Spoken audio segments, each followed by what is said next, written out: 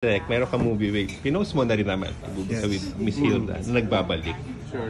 Can you share some details? What I can share is I'm thrilled, really excited about the project. Iusog ko lang siya sa ilaw kasi masyadong maano. Hard light. Yan. Ayan. Ayan. So, really excited about the project. Ito yung comeback movie ni Miss Hilda Coronel, and then biglaan to eh. Kasi tinanong lang ako if I have material for her. And then sabi ko, sige nga, sinabit ko yung Sino story. nagkano? I think si Percy was talking to Shirley Kwan, yung manager. And then tinanong ako meron akong material. And I said, I have one, but mahirap siya i-produce. Pero binigay ko yung storyline. And then nung submit yung storyline, sabi ni Percy sa akin, don't worry about producing it or not. Let's see kung magugustuhan mo na ni Miss Hilda. And nagustuhan. So ito, nagsanib pwesta sila, si Atty. Georgie, si Sir Jim, all the other producers para magawa yung project.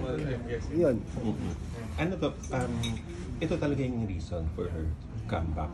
Or gusto niya ba talagang bumalik? Matagal na, I think we met with Miss Hilda at the Metro Manila International Film Festival last year. And then nabanggit na namin na we wanted to work with her, and she's really excited to go back. Matagal na nila pinaplanong gumawa ng pelikula dito. But I think she was just looking for the right project. I think maraming nag-submit sa kanya. So I'm so thankful na yung project namin yung napili. Kasi alam ko may iba pa rin inaay siya na di ba? May ibang nag-pitch din ng project. Yeah, and I think right after our movie, meron pa siyang gagawing iba. So, yun. Ano yung Sisa? What's it about? Historical? It's a historical thriller. It's set during the American occupation. So, to be specific, 1902 ang setting niya.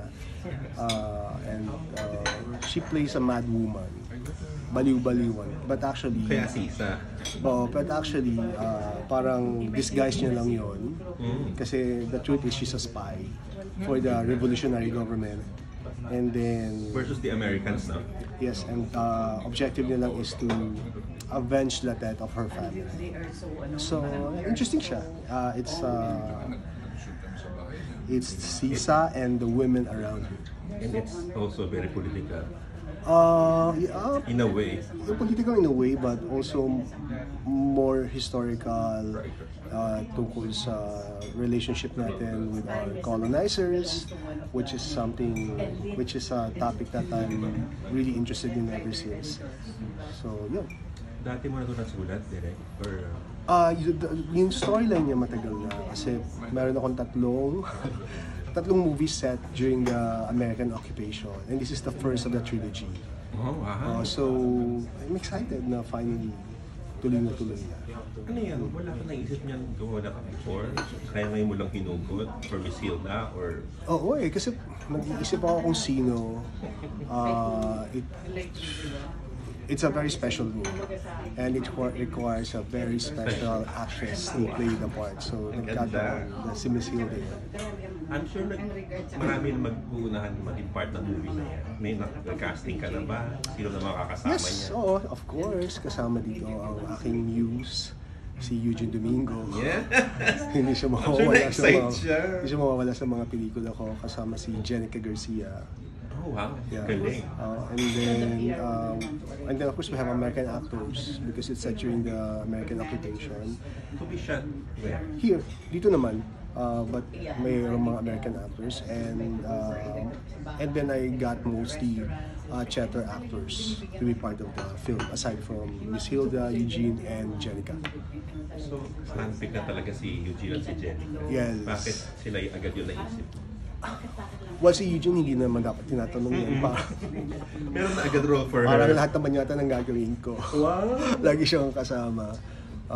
And then si Jenica, I've always wanted to work with her. I mean, I think ako yung isa sa unang director ni Jenica when she started out in GMA. Oh, okay. And I've always wanted to work with her on the big screen. So nagkataon na perfect yung role para sa kanya. At lalo siyang gumaling ngayon. Yes. So, Before ba nakita mo na yun sa kanya? oo, dati pa, nung nagsisimula pa lang siya, meron na talaga eh. Meron na talaga yung batang yan. So, hindi nakakagulat na ganyan siya kagaling. Tapos kailan ang target? Ano na yan? This December, shoot na kami. December and then January. Walang Pasko-Pasko, gano'n. Walang Pasko, walang bagong taon. Meron ka pang breadwinner.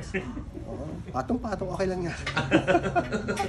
Sa kaya mag-shoot, may locate. Nag-ocular kami, pero within Metro Manila. Dito lang. Yeah. Anong favorite mo, pinaka-favorite mong hill na Coronel mo? Ichang, also Manilas Ako ng Liwanag. I mean, sa yung Manilas Ako ng Liwanag kasi di ba yung presence niya doon, Yes. ibang klase. At hindi mo siya nakikita, hinahanap mo siya. Correct. Di ba? Yung Inchang naman, ang powerful din kasi ng performance niya. So, sobrang akong kinikilig yung mga katrabaho ko sa Inchang. Never kayo nagka-work before kasi nag-teleserye siya. Yes, sa GMA. As when I was the creative director of GMA, may mga project soap siya na nandun siya. Pero syempre, iba pag pelikula, iba rin pag ikaw yung director niya. So, ngayon ko nare-realize yung muse ni Lino Broca, mga katrabaho. Oh my God! Exciting sobra. Wala kang ka-encounter sa kanya before? No, the first time I met her sa LA. Sa LA, dun yung una naming meeting. Talaga ang tino parang legend ito. Legend talaga. Isang tingin nga lang, gusto mo nang lumuhod at magbaho, parang natatakot ako. Wow. Isang tingin na ba? Sige po. Ano sabi niya? Nung unang usap niyo, paano? She's very down to earth. She's very grounded. Walang ere, ang dali niyang kausap. And she's also very creative. She's also a true collaborator. So, yun yung gusto ko sa mga nakakatrabaho ko when they have opinions about their character, the story, nakakatulong yun para lang mapaganda yung project. So, na-appreciate ko yun sa kanya. You sent her the whole script, nabasa na niya? Oo, nabasa na niya. Nag-react ba siya? May notes ba siya?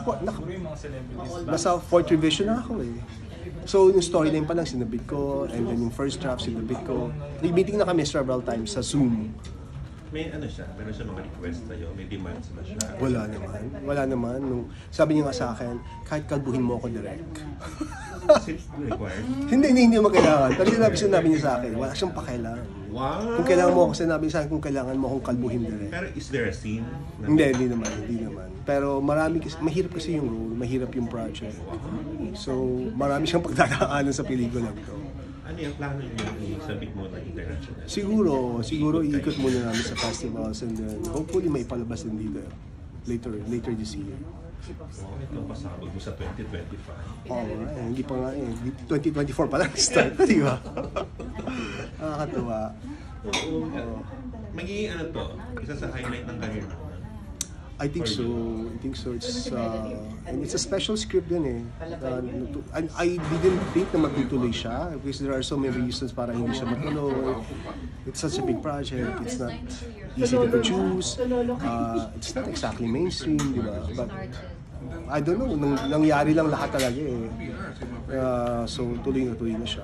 Siya magiging sino mga actors mo? Kasi babae lang Panibabae. It's a story about women. It's a story about how Filipino women during the time of the American occupation played an important part in the revolution.